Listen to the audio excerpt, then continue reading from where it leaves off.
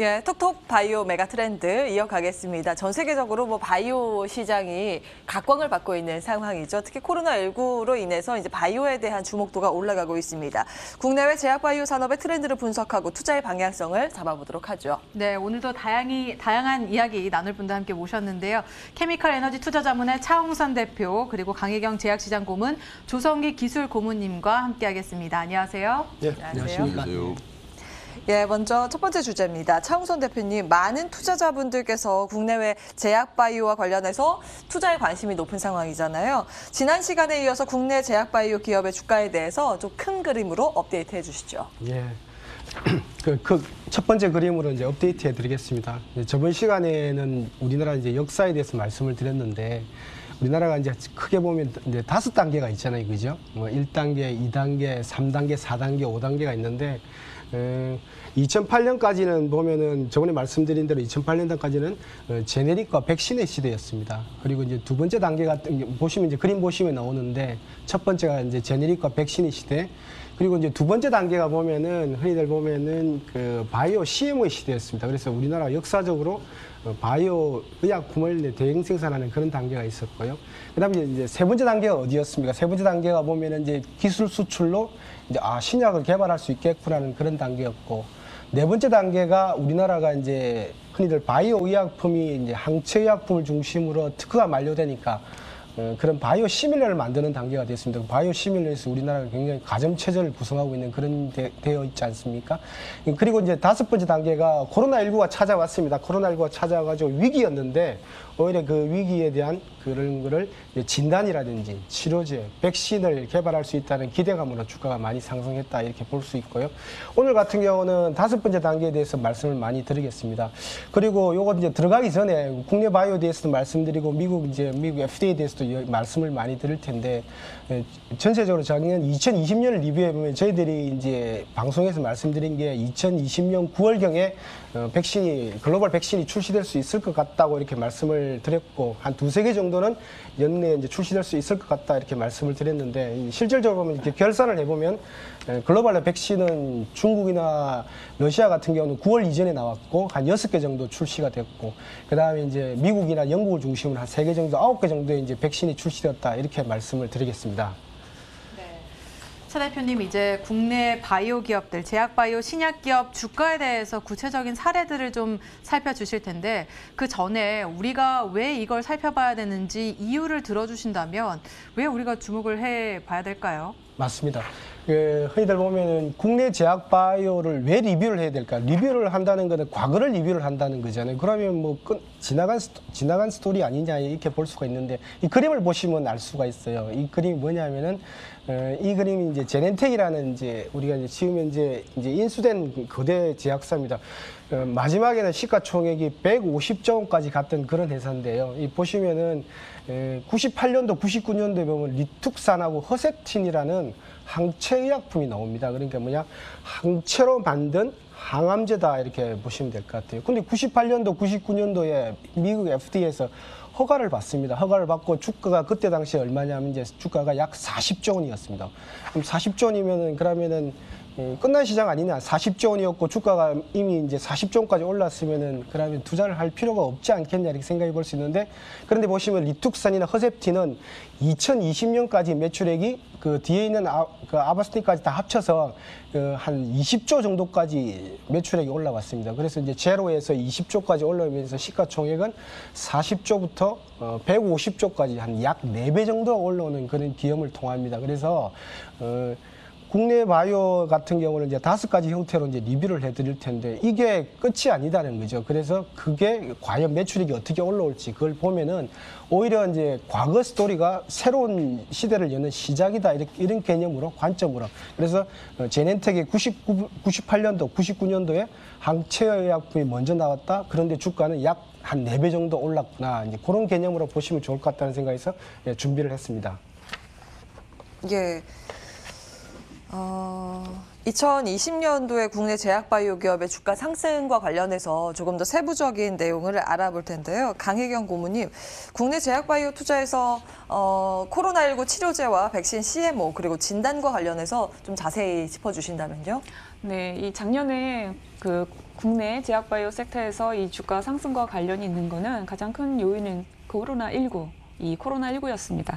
그래서 이 코로나19와 관련한 거는 크게 이제 두 가지로 좀 나눠볼 수가 있는데요. 첫 번째는 코로나19 관련한 치료제. 그 치료제에 대한 기대감으로 상승을 했고요. 두 번째는 코로나19와 관련한 이 백신의 CMO와 진단 이렇게 크게 좀 두 가지로 나눠볼 수가 있습니다. 그래서 이 치료제 같은 경우는 작년에 코로나19가 이제 전 세계에 영향을 주면서 그 당시에 치료제와 백신이 없었죠. 그러다 보니까 신약을 개발하는 기업이 있었고요. 그리고 이 기존의 약물을 가지고 코로나19와 관련한 임상을 진행하는 그런 기업들이 전 세계적으로 좀 진행이 됐었습니다. 국내에는 이 치료제로 쓰일 수 있다는 이 기대감이 있었는데요. 특히 말라리아 치료제, 항체 치료제, 그리고 염증 치료제에 관련한 기업의 주가가 많이 이렇게 상승을 했었습니다. 코로나19 치료제의 경우는 이 말라리아 치료제 같은 경우는 클로로킨 이제 기억하시는 분들도 계실 텐데 이 클로로킨과 이 화학 구조가 유사한 특징이 있는데요. 이 치료제 가능성으로 주가가 이렇게 급등한 사례가 있습니다.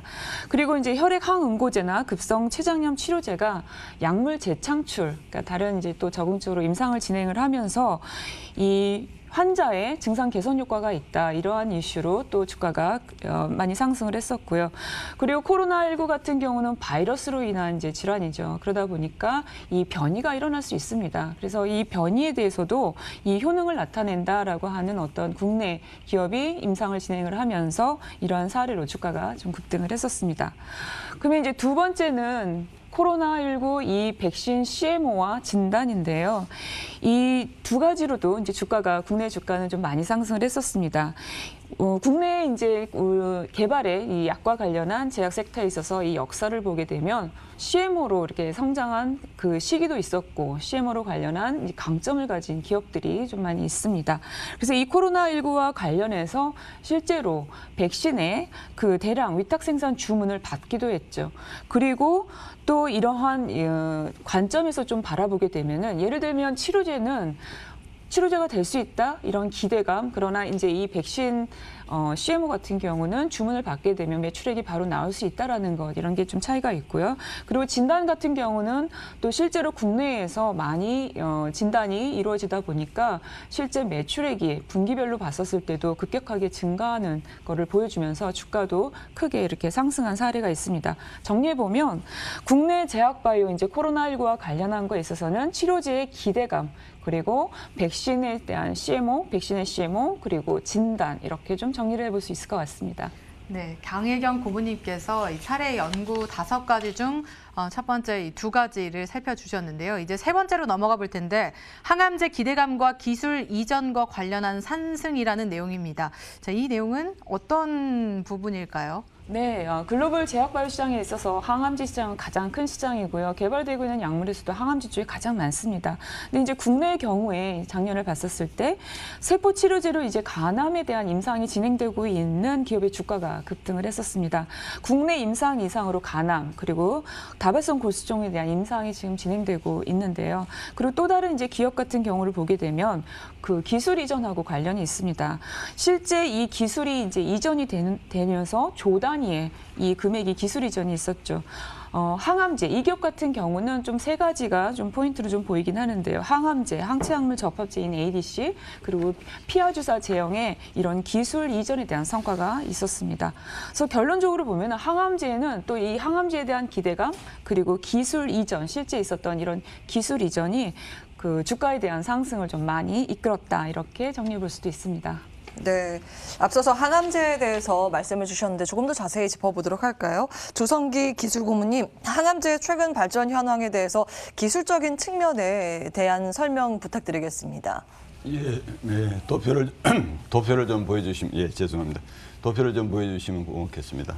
그 항암제를 이제 역사적으로 보면은 맨 처음 정통적으로는 이제 증식하는 세포를 무차별적으로 죽이는 세포 독성 항암제가 먼저 나왔었고요. 그 다음에 이제 암세포를 증식하는 분자를 표적으로 하는 표적 항암제가 나왔고, 그 다음에는 이제 면역세포를 좀 활성화시켜서 암세포를 공격하자 이런 개념이 이제 면역항암제가 나왔습니다. 최근에 좀 그 아주 혁신적인 부분이 나왔던 것은 그 도표에서 보시듯이 면역 체크포인트 분자, 즉 PD-1이나 PD-L1을 억제하는 항체 의약품이 나오면서 면역 세포가 암을 적극적으로 공격하도록 만들어주는 아주 혁신적인 방법이 나왔었고요. 그 후에 이제 최근에는 그것만 갖고는 이제 적응증을 확장하는데 좀 한계점이 있어서 면역 항암제와 항암제를 이제 또는 표적 항암제를 병용하는 요법이 등장했고, 그 후에는 이제 그렇다면 면역 세포를 좀 더 도와줄 수 있는 방법이 없을까 해서 보조적인 신호들도 많이 연구가 되면서 TGC라든지 TIM3 이런 분자들이 이제 대상이 되고 있습니다. 좀 이제 면역 세포를 직접적으로 이제 세포를 활용하는 부분도 나왔는데, 그래서 이제 CAR-T 세포라든지 CAR-NK 세포가 나왔는데, 이 분야도 최근에는 이제 좀 더 부작용을 줄이고 효능을 높이는 그런 노력들이 있고요. 아마 전체를 통틀어서도 가장 좀 최근에 주목할 부분은 중간에 제가 도표에 그렸습니다만은 암세포 증식 관련해서 유전자들이 있는데, 이 유전자가 변이가 일어나면서 암세포를 더 증식시키니까 이 유전자를 좀 선택적으로 억제하는 방법이 지금 최근 개발되고 있습니다. 제일 대표적인 게 이제 KRAS 같은 유전자이고요. 그러면서 이제 정합적으로 보면은 기존에 있는 3가지 치료 방법에다가 그 사이사이에 모자랐던 부분을 지금 굉장히 메워가고 있다, 이런 방향으로 볼 수 있으면 되겠습니다. 예. 네. 네 번째 mRNA 관련한 기업의 주가 상승 사례도 궁금한데요. 강혜경 고문님, 이런 이 코로나19 백신과 관련해서 화이자 그리고 모더나가 개발한 백신이 mRNA 백신이다라는 얘기가 있던데, 이 부분들도 함께 이 관련이 있는 내용인가요? 네, 글로벌에서 이번에 이제 코로나19 백신과 관련해서 mRNA 백신 기술에 대해서도 좀 많이 이렇게 들어보셨을 텐데요. 국내에서도 이 mRNA 백신이 개발되고 그 승인됨에 따라서 여기에 이제 국내에 관련된 기업도 이제 주가 상승이 좀 있었습니다. 3가지로 또 일단 좀 정리를 해보면, 원료의약품을 생산하는 기업이나 mRNA 그 유전자를 이용한 치료제를 개발하는 기업, 아니면 백신 CDMO 사업 계획을 발표했던 기업들의 이 주가가 상승이 좀 있었습니다. 그리고 해외에서 이 mRNA 관련해서 임상을 진행하고 있는 기업들도 있는데요. 이렇게 이제 뭐 유럽이나 이런 해외에서 임상을 진행하고 있는 이런 기업들이 주목을 받으면서 주가가 급등했고, 또 이러한 기업들은 코로나19 관련한 이 치료제를 개발하고 있기도 합니다. 그래서 결론적으로 얘기하면 국내 기업은 이 mRNA 관련한 기업의 주가도 상승을 했었습니다. 네. 이제 메신저 RNA라고 하죠. 여기에 대해서 조금 더 자세히 살펴보겠습니다. 조성기 기술고문님, 최근 이제 코로나19 백신 관련해서 이제 새로운 메신저 RNA 기술이 도입되다 보니까 관심이 높은데 좀 자세히 짚어주세요. 예, 도표를 좀 보여주세요. 그 mRNA 의약품까지 이제 등장을 하게 됐는데요. 좀 역사적으로 이렇게 보면은 결국은 가장 아주 처음 시작된 것은 천연물 의약품이었고요. 그것에서 이제 유효 성분을 찾아내서 화학적으로 합성한 부분이 이제 화학 합성 의약품, 이런 시대가 있었고, 최근에 이제 세포에서 생산하는 바이오 의약품 시대가 됐죠. 그래서 보면은 이제 그 mRNA까지 등장하게 된 부분이 이렇게 진행이 되어 왔는데, 결국 이제 mRNA라고 하는 것은 바이오 의약품이 등장하면서 이제 어떤 표적 세포를 억제하거나 증진시키는 방법으로 이제 항체를 이용하는 부분 또는 단백질을 이용하는 부분 때문에 세포에서 이제 항체나 단백질을 만들어내게 된 거죠.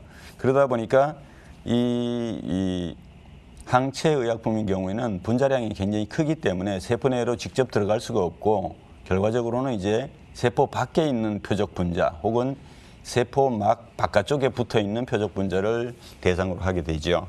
그렇다면 이제 어떤 단백질이 문제를 일으킨다 그러면 밑에 보시는 것처럼 유전자에서부터 이제 mRNA가 만들어지고, mRNA를 백본으로 해서 단백질이 만들어지는데, 이 단백질을 억제하겠다, 그러면 아예 단백질을 못 만들게 하겠다, 이런 방향으로 이제 접근이 된 거죠. 그래서 그 mRNA의 기능을 억제하거나 혹은 뭐 경우에 따라서는 이제 단백질을 많이 만들 때는 mRNA를 직접 넣어주기도 하고요. 2가지 방법인데, mRNA를 억제할 때는 대표적인 게 이제 siRNA 뭐 이런 것들을 사용하는 의약품이 나왔고요. 최근에 이제 그 mRNA를 어떤 내가 원하는 단백질을 세포 내에서 많이 만들어지게 하기 위해서 mRNA를 직접 넣어주는 방법도 많이 연구가 되어 왔죠. 이런 그 기술 배경을 통해서 이제 코로나 사태에서는 백신을 만들었죠. 그러니까 코로나의 그 스파이크 단백질이라고 하는데 이 단백질을 만들 수 있는 mRNA를 직접 사람에다가 이제 주사를 하는 거죠. 그걸 백신으로 만들어서. 그러면 이제 그 백신을 맞은 사람은 세포에서 스파이크 단백질이 많이 만들어지고 이게 항원으로 작용을 해서 백신이 되는 거죠. 예, 거기까지 하겠습니다. 네. mRNA와 관련한 설명 잘 들었습니다. 자, 이제 5번째 사례로 넘어가 볼 텐데요. 알츠하이머 치매 관련 기술입니다. 강혜경 고문님, 이 부분은 어떤 내용인가요?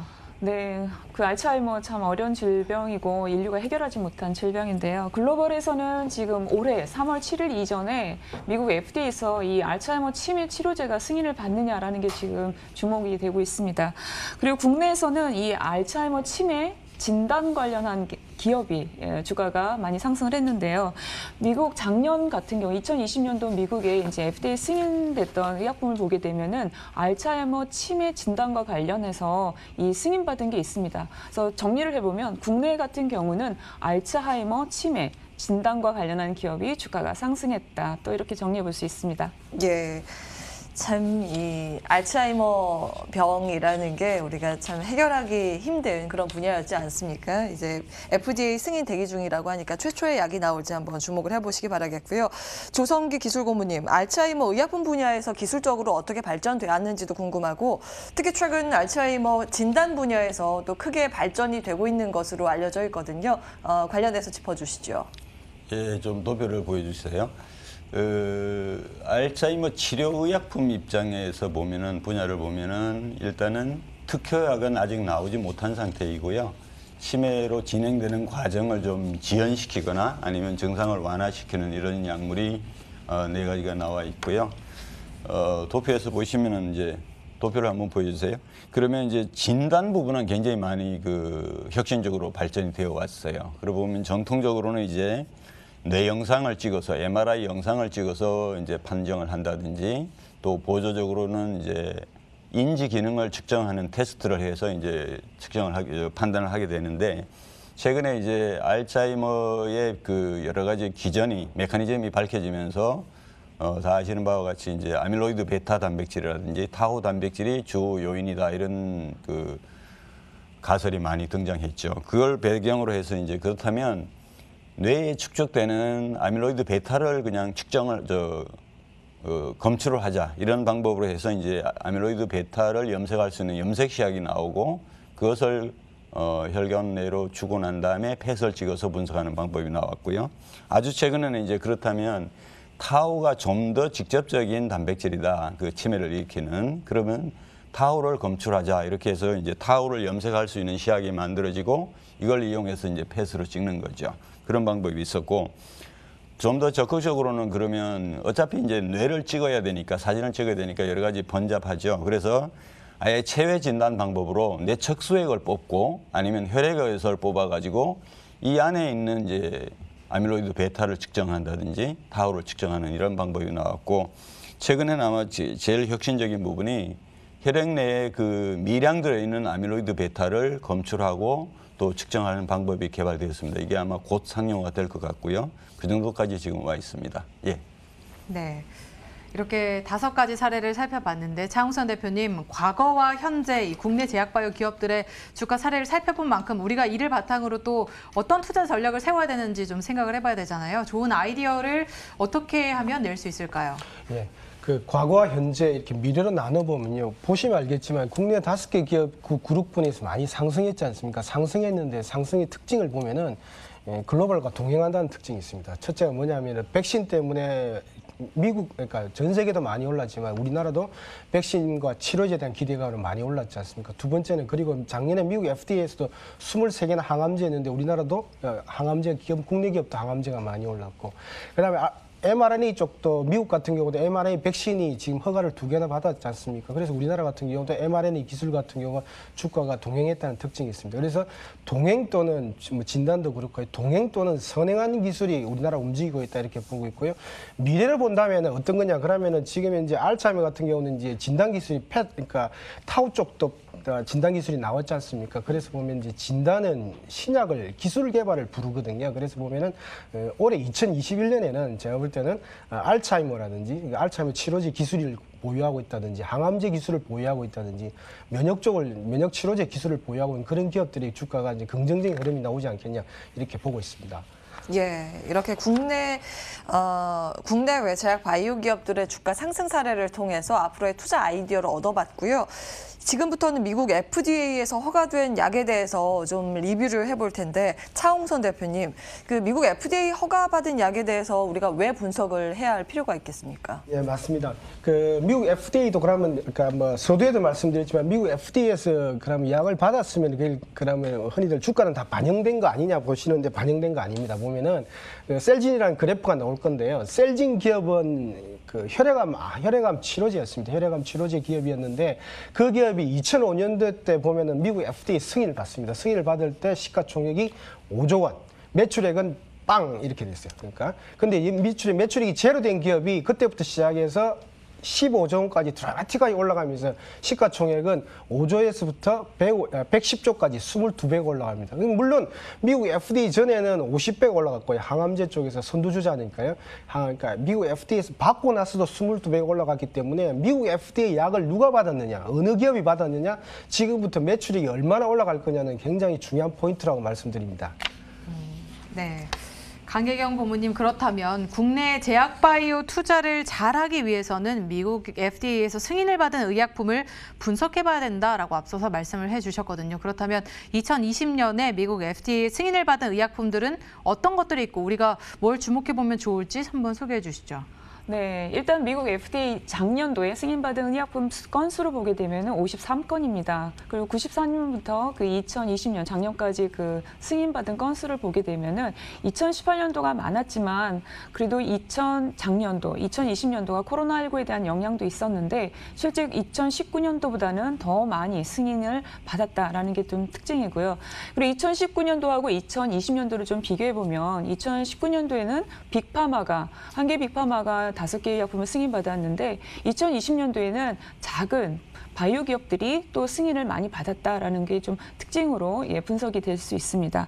그리고 또 여기서 이제 좀 주목할 게 맨 왼쪽에 이제 표시되어 있는 알츠하이머죠. 이 알츠하이머 진단조영제 승인이 작년에 미국 FDA에서 있었습니다.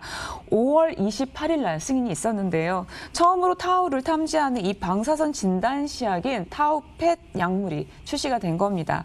이 알츠하이머 환자에 내에서 이 아밀로이드에 이어서 타우로 이 신경섬유를 찍는 이미지 진단 시약이 이 타우의 분포와 밀도를 이제 측정할 수 있는 방법이 새로 나오게 된 거죠. 그래서 이제 예전에는 환자가 사망한 후에 부검으로만 이 측정할 수 있었던 방법이 이제는 좀 검사를 통해서 할 수 있는 방법이 좀 나왔다라는 거고요. 그리고 또 이제 승인받은 약물을 보면 렘데시비어 좀 많이 들으셨죠. 렘데시비르 그리고 파킨슨과 관련한 의약품들이 승인을 받았었습니다.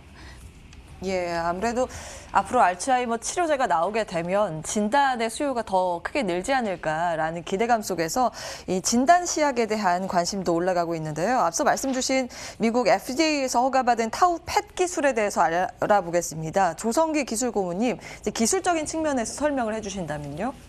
예, 그림을 한번 보여주세요.